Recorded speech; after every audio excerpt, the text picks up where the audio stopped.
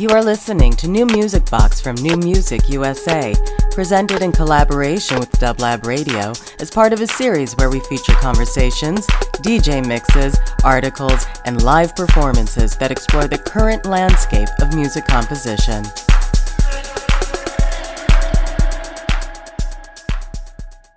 Hi, thanks for joining us.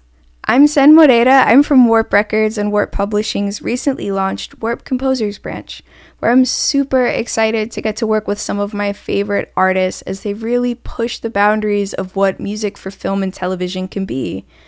I'm sitting in conversation today with someone whom I am really excited about and have loved working with. That person is artist and composer Casey MQ.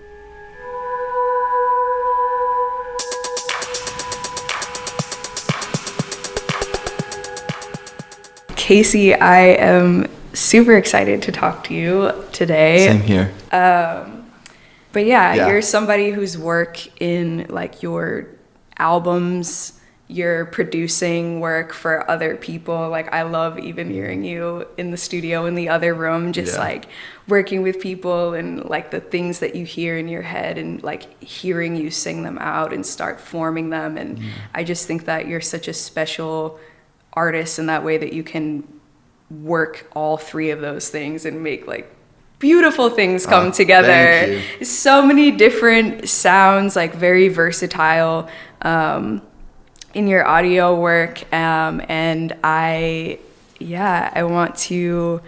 would love to hear about kind of like what drew you to composition and what that process was like for you getting started. Yeah, it's like funny to talk about, like to specify composition because and I've really started to understand like or think about music as like I don't know, it's such a huge landscape, right? Like what it is and how it affects our lives and the ways that like for composition, like that came from just a pure like love of growing up with like pop music and just like as simple as that was. And then I was learning like classical piano at the same time. And so I was just like constantly already like at a young age, just kind of like intersecting things or like hearing music in like the wide ranges that I feel like, you know, so I feel like as I've been growing up, it's been this constant like digestion of like trying to identify yourself within music, like how like it can be on these corners of this world and over here and like and why can't they speak to each other and why do they not speak to each other, like why do we say like actually these are not connected, like we make these sort of like maybe arbitrary decisions or maybe they're important, like I don't know, but it's questions that I've like continually asked myself as I've like become more and more in like composition and as a composer and as a writer, whatever the word is, actually it's just like getting deeper into music and what that says to identity, I guess. I love that. How did the first project come together? Like my very like KCMQ project. Yeah, and your first composer project. Like, what was your very first film, and how did that come to you? Yeah, that's a good one. Well, that like coming into like composer, and like I guess that's like identifying what that is in this context. Like for me, like I was freshly moved to Toronto, where I was previously living in Canada, and I saw a program called the Canadian Film Centre. And so I'd always been, I have to go back even further actually. One of my best friends used to make films in university, and he was, his name was Matthew Schultz, and he was in school for that, doing many short films, and I just like he was like always asking me to just like put music to it, and I was just kind of doing that as like a friend thing, helping him out, and we loved working together and had a blast. So anytime he asked me to do anything, I was like, yes, I'll do that. So that was actually the very, very first thing. And then later on, I saw this Canadian Film Centre program, and I was intrigued because of what the program was. It was like this, in Canada we have this, it's this incubator where they bring directors, writers, editors, musicians, actors all into one like 6-month program. And basically when you're there, you're meeting people who are pretty much at like the precipice of their career. Like they're maybe about to start shooting their first feature or something like this, they've had a short, but now they're going, like, you know what I mean? There's different kind of levels, I guess. And you basically spend like that 6 months just like making a ton of work, and you kind of try to do things. Each director has wildly different ideas of what they're trying to make or what they're trying to say.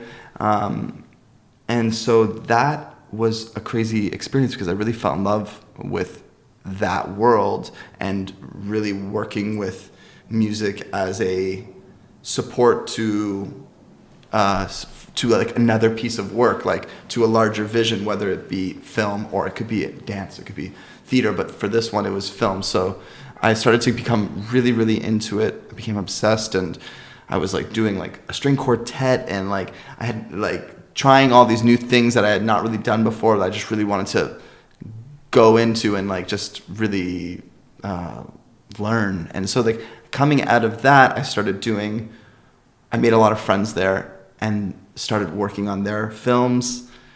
They would get funding from various grant systems or whatever it could be, like various things, and then we would go ahead and make the movies that they kind of said that they were going to make, sort of.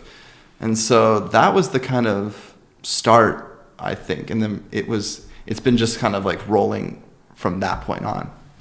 That's such a great resource. I love it. That. It was really interesting. Like I think it was like this really, I don't know, I just didn't know it. I didn't know all those people, and then I met all those people, and they were so nice, and we all got like the projects that I was really excited about, and you really kind of find where you connect artistically, and it was really good. Had you been making music as KCMQ and producing for others at that time already? Well, I've been working on my own music, and I was starting to become like, I was like starting to move towards making my first EP, and I was working with my friends. Like, I was, maybe at that same time, I went to the Red Bull Music Academy and did that in the same year. And I felt like that was also another like really great experience of meeting like just a wide variety of people and bringing new context to what music is and what it can be and how it intersects and all those different things. Like, so I was starting to make like new friends there. And so there was a lot of different things kind of all in new chapters maybe, but I've been making music from that point. Like, I've been making music since I was like 12. So it was like, I think identifying to make music that was maybe not in the song form structure, that was becoming a new thing to me around that time. Like, as I was getting to the Film Center, as I was going to Red Bull or RBMA, like I was expanding my like understanding of how I can exist within music, because I think at first I was really just like, I write songs, I produce the songs, and I love that still, obviously, like, but it was like, this was just widening the scope of that. And it's been really fun to see as I continue just the constant overlap. Like, it's so overlapped, and it's such a great way to deconstruct what it means to be a musician. Yeah. Have you found that one influences the other Like, more totally. so? Like, hearing you say like you had never worked with an orchestra, which also now I know. following you, like you look so at home. I know, Just I love it. I love it. I know, because like it was a big part of my life to do classical piano. So there was that, you know, and I know it's not for everybody. And for me, for whatever reason, I really was drawn to it. And in the same regard that I was writing pop songs. So I kind of was like getting into the theory quite like early on. And it was sort of this like background, like knowledge while I was writing songs that I was like, you know, I like took a step away from classical for a second to kind of be like, it was just, I think I just needed it. And then when I came back on my own terms, it was like this newfound love, and it's only gotten like deeper and deeper because I feel like I have a new entry point versus maybe like the traditional, like just like I need to practice, I need to get good. Like this like, there's just like I'm like hearing it differently, which is like an incredible experience. Was the question, were we saying if things were over, like how do they overlap? Is that what we were saying? I thought the answer was maybe great. No. But also like have you found that any of that has made its way into your production work? Like are you starting that's what to, it was. Like it fully comes up. Like, I don't know, for some reason the orchestral stuff, like it's so in conversation with like just producing songs at this point, and like it's becoming this like really interesting way to understand what I also can provide to a song that maybe somebody else might not initially go to, and like how that can affect the color of the music. I think like I feel like producers and composers, like it really does go so hand in hand. Like you really have to have a strong ability to like see what something could be. Well, I think that's the big question. Like, what is the difference? You know, like producer, composer. It's like I think there are some like concrete skills maybe that you could say that, like, you know, working with picture, for instance, or like making music for like specifically being like, I'm going to write something to this theater piece or dance piece. Like there is a different mind shift probably.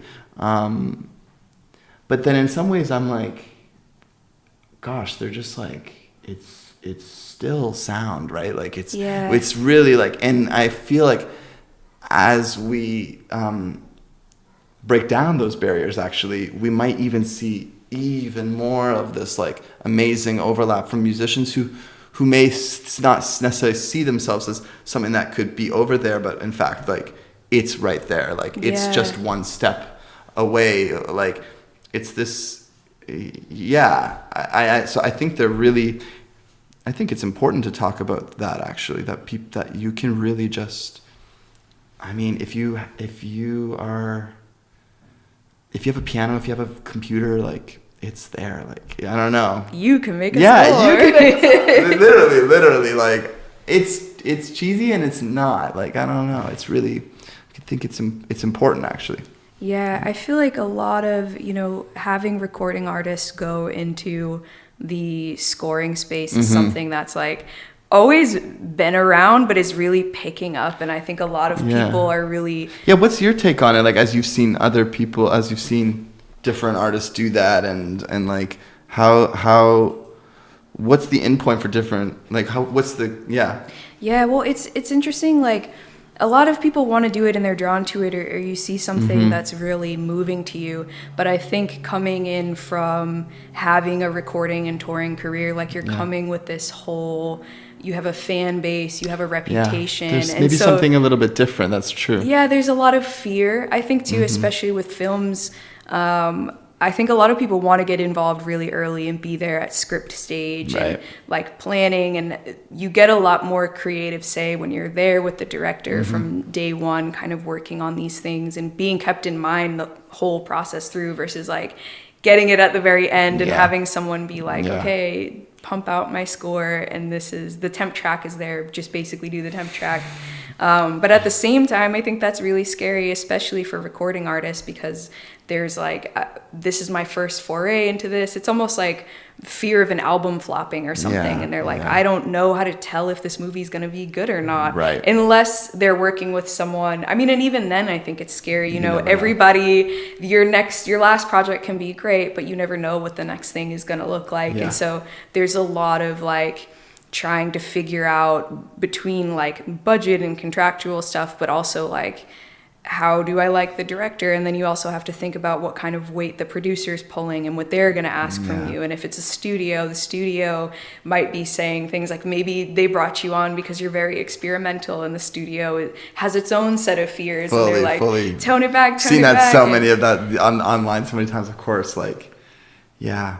I guess it's funny, like, that is such what you're talking about with like the recording artists and maybe this is the wrong word, but like baggage that they're bringing, maybe like if they have like a fan base, if they have like all these different contexts that like represent their music, maybe a bit differently than just like the music core. It's like just having the opportunity to explore and like go into that sort of new terrain. It can be, like the ego is going to play like a huge part into making that transition, and what it will be. It could be scary, like, because it's not always going to go well. I don't think it should always go well. I think you kind of... I feel like people should be... I think, like, that's one of the things with the internet, which, again, like, I think that said, like, having them come on with all these different things, like, when it goes right, it goes really right. Yeah, you know, it's beautiful. It's like, okay, someone's here to see the movie, but it's also, that's my favorite artist, and I want to see them do this, and people are coming to support them, and... when it works, it really works. But it's okay for it to sort of like... I think it's beautiful to witness people learning and like growing and evolving, especially if like you're a fan of somebody and then you kind of like you see their journey into that and like, oh my god, like they're, you know, this and this person, I was following the work and now they're doing this and this, and it's like over the years, like, I mean, it just has such a human thing to be like, to see people like learn, and you relate that back to yourself and you say like, in the ways that you've grown, and like it's just like, this is what I feel like really connect with in that, when it comes to that kind of like discovery or whatever. Yeah, I think the internet definitely like makes everything feel so much longer lasting. It feels like if you make a mistake, you are that mistake forever. Oh gosh. And it gets people in their heads versus like failure being such a part of what makes people learn and get, or just taking chances. It doesn't have to be failure. I think it's like the idea of, what if I do this movie, I could do my best work. And there are some films like that where the music is amazing. There's this film, for instance, I cannot remember the director. It's called, I think it's Camille 3000 or Camille 5000. It's an old Italian film, and the soundtrack is beautiful. And the movie is so corny. But I like, before I even watched the film, I would just play the soundtrack over and over again, and then I watched it and I wanted to love it. It's like, but it was still a great soundtrack, and I feel like people are like, well, I'm afraid to be attached to something if it's not good, and I don't know how to see that. And I think like that's something that makes people that like really just dive in so special. And like I feel like you being like, I just went in and I didn't know how to work with an orchestra, but I learned and I did it. And like the end product is so beautiful. I feel like your love of what could be and your vision for what could be is what has you going in with new songwriters and working with them to make things, and like going into like a film and being like, I have read the script and we're gonna do this. I'm into it, versus being like, well, how do I know if it's gonna be good or not? Because you're so right. You never know. There's so many parts to, especially in film, like that is a huge production. Like so many things and all the details kind of coming together to make one. Like it's a real process. Like. And I think it's cool that what you're saying though is like, what you do is you put your effort into your part of it, and it lives in that way. Like that's, I think there's oftentimes where I like watch a movie and I'm like, wow, the costumes are like just stunning. Like you could just like know that you're like obsessed with that part of the movie, and like we take what we need, I guess, from art, right? That's cool. How has the like landscape been for you in Canada and now moving to Los Angeles? You're still relatively new to Los Angeles. Yeah. I think it's gonna be like, come January, it will be of 1 year that I've lived in Los Angeles. Congratulations. Yeah, it's fun to move. Like it's my first time ever doing that, and doing that in connection with like my music has been a really like humbling and like beautiful thing to try and risk and like go for, and like just, you know, I love Toronto, and I love living there, and I love the people there. And I feel like when I was there, it has been, and it will continue to be like such a beautiful thing to like make something from your hometown, where you're like, you know, the connection and the draw is so wrapped up in where you live and the locality of that.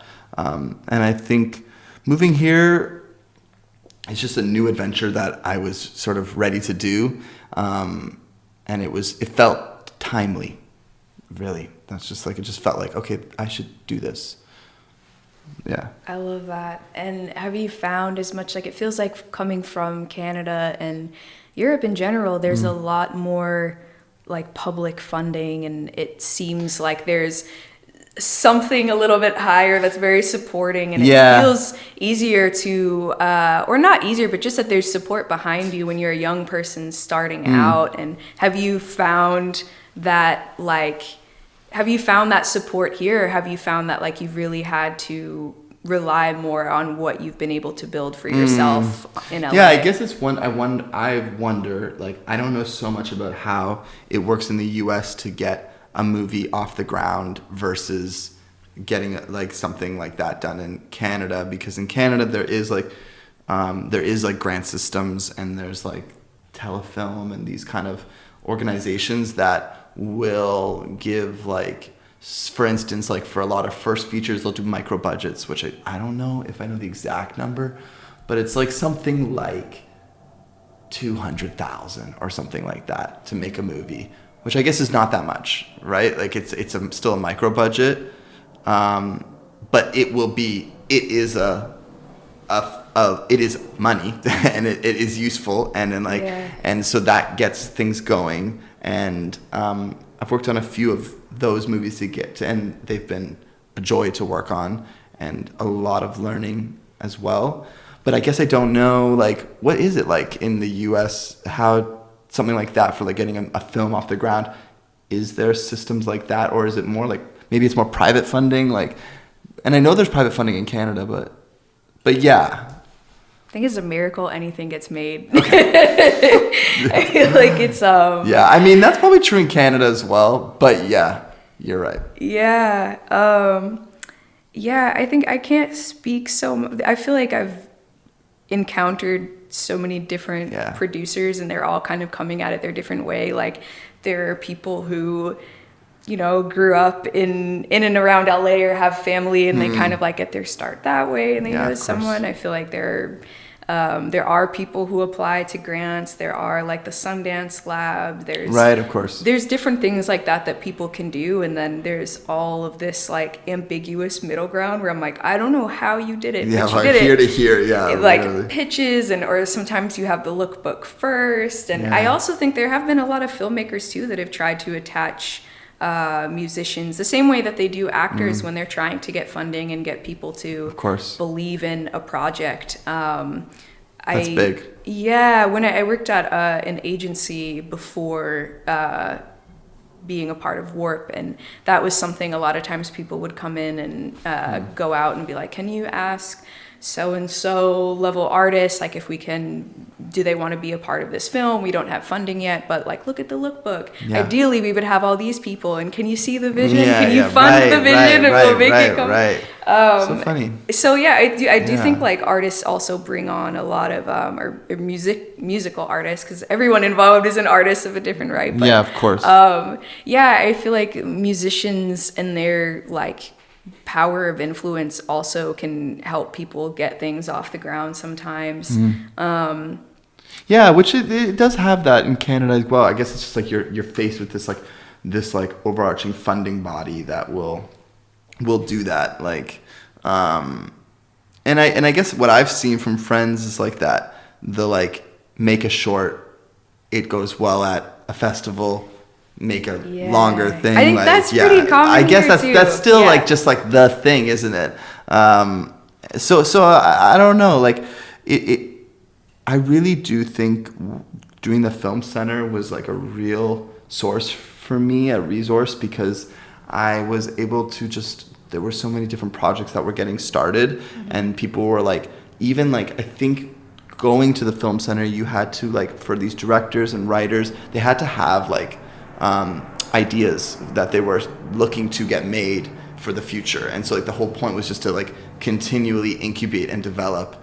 And it was just a long period. It was just a longer period, but I guess that's kind of the way it was. And yeah, I don't know. I've done a lot of films for nothing as well. Yeah, it's just like how it started. Like, fortunately, unfortunately, I don't know, but like sometimes you're just like doing that. It's interesting how like you hear it, like you saying 200,000 or so is Right. a micro budget, like they sound like such huge sums of money, and then when you're working with them, like I think 1 to 4 million is still considered a low budget production film. Right. Even though if I had that in my pocket, I'd be like, it's a massive amount of money. And also with composers, you know, the fees really range, you know, like there are people that have long-standing careers and could see 6 figures. There's people who are coming on and they're brand new, and someone's offering them something like egregious, like here's 2,000 or 7,500 or something like that. And I think too, there's a lot of people, especially people who are just starting out and aren't quite sure like what's fair. Maybe someone who is entering in and they don't have like a successful recording background to try to like bolster that fee up. Exactly.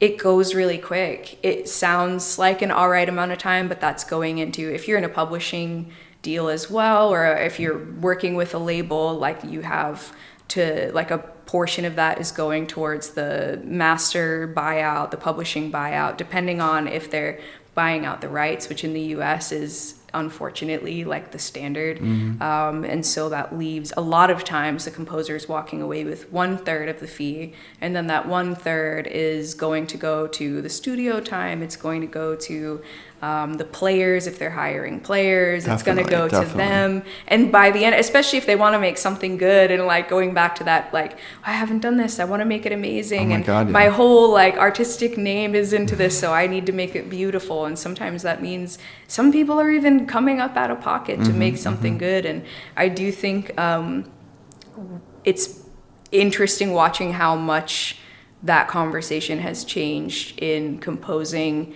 in terms of rights.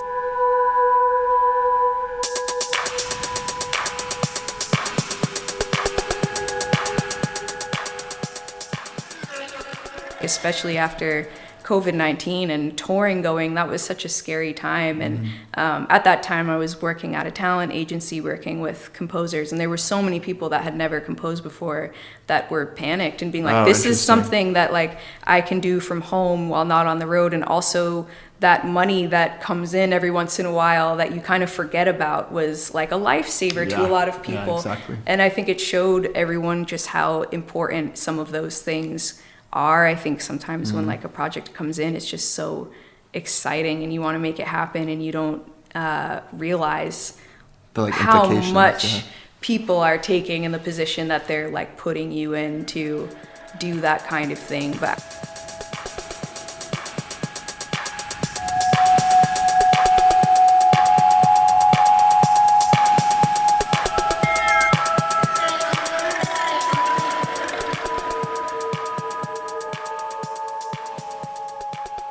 have you found that when you were working in Canada, do you feel like, did you tend to retain rights over your work more? Yeah, almost entirely. That's why I was like, the publishing, that part of it, I was like, okay, I could see that, but the writers, like, yeah, because like it kind of confuses me that is even a possibility. Like, just like it just questions like almost authorship entirely. Like, I definitely, and I'm kind of like perplexed about that. Yeah, I feel like that was like the last sacred saved thing. Like Yeah. we started getting used to like full buyout, but artists will retain The writer's share. And then it was like maybe a year or two later, it was like option A for like the addition of $2,000 all in, like we'll get the writer's share. And then some artists were like, $2,000 more. I could really use that. Oh and my you're like, gosh. no, don't do it. Yeah. Like that's your one thing. And then now you're also seeing like, instead of having it be an option that you can turn down, people offering in their like deal memo, like we want a full buyout and we're going to take 50% of the writer's share. And that was still like, are you kidding? Like the first time every time I see a new thing like that and people being like, this is how we've always done things. And I'm like, I feel like someone just says that. Like, this is how we always done things. People are like, oh, well, if that's how you've always done it. And then we just like accept these really like wild things and they become like a norm in the conversation and the culture. And it's very surprising. Yeah, I hope too that like as more and more artists are like coming into this from like, you know, I think it's always great how people who are further along in their careers have so much power to do the same and be like, no, that's not like my standard, and really push things. And I think that's something I really love about working with so many different types of artists from all different like levels in their career, whether it was at the agency or like now here at Warp. Everybody kind of like working with all those different types of people, you start kind of learning like what's fair, and also having some of those people push back on that, where someone who's just starting out, people are kind of like, well, you need us more than we need you. And it's like, it's very rude. It's very like cutthroat. And I think when you, from like the top level down, you kind of are like, no, we all together are not accepting this. And people they're going to want to work with you. Like you're making great music at the end of the day.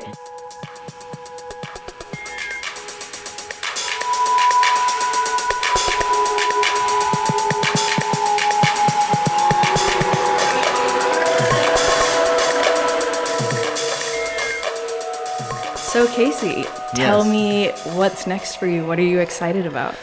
Yeah, I'm working on this movie called Dilly, and it's with a few friends from Toronto that I've worked with a few times, and this film is going to be, I absolutely love it, and I adore the people, and I feel like that shines through in the story that they're telling, and it's exciting because I'm right now, like I just worked on it a little bit this morning, like it's getting, the orchestral work is quite large than I've ever done before, and I feel like it's an exciting thing to like really sink my teeth into, to like be like, okay, there's gonna be like 30 to 40 players that need to play this music. I can't wait to hear it. Like that is to me like a crazy experience to like, okay, and we're gonna like, I've done a lot of smaller ensembles, and that's been really, really lovely, and this is gonna be just like, whoa,